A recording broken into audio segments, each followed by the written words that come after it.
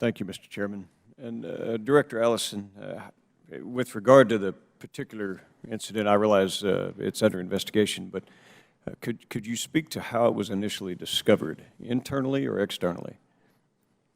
Our Office of Inspection was running the initial investigation. And with that in view for either one of you or both, how many of the most egregious incidents of misconduct have not been discovered by internal audits, inspections, or investigations? I'm not sure I understand your question.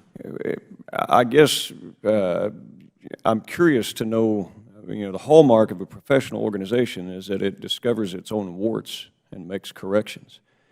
So how many of these most grievous incidents that you come to testify on have not been discovered by internal audits, investigations, or inspections? Sir, I'll take that question. I can't give you a specific number. I'm not in the Office of Inspections, but the Office of Inspection does have a hotline. It's a confidential number that can be called by the employees, and they can report allegations of misconduct.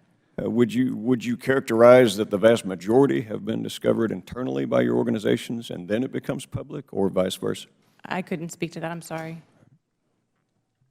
So in this particular instance, this was found by us, and then it became public. Yeah, and that's really kind of the point I'm trying to make, is that the hallmark of a professional organization, it discovers its own warts. And, Mr. Chairman, with regard to one of our colleagues using the line of reasoning that, the irrelevancy of the Federal Air Marshal program due to sexual misconduct incidents, I'm mindful of the number of members of Congress over the years that have committed sexual misconduct. One list has over 60.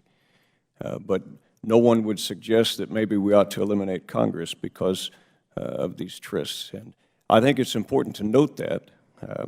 It doesn't mean that we don't have problems. I think you've displayed some professionalism here today in how that you go after these incidents, and that we have to do them because of the secretive nature of some of the work. A lot of the good news stories, intercepts, the incidents of terrorism that never happened, will never go reported. And so I just wanted to say thanks, but there is obviously a lot more that can be done. Now, you've detailed some of those things in lack of a better term, establishing a good command climate or a good control of the organization. Alcohol, wine, women, and song has been the bane of law enforcers and soldiers for, millennia. What other than these sensing sessions or alcohol intervention programs, what other than that, though, are you doing to directly interface somebody's moral conduct and moral fiber so that when you're not present and they are by themselves, that they'll do the right thing? Could you speak to that? Sure. As you stated, Mr. Congressman, it comes down to individual accountability, right? That's what it comes to. So as leaders, we have the opportunity to influence people, suggest and coach and mentor them that they will do the right thing. And the good news is the majority of our people do the right thing. I've had town halls where I had people, let me give you an example. I started this job June 1st, which is a Sunday.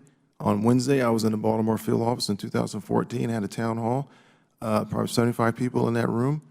In August, there was a gentleman who found himself in Des Moines, Iowa on a DUI at 11:30 at night and tried to make his flight the next day. He was in that town hall, sitting right there taking notes for his squad.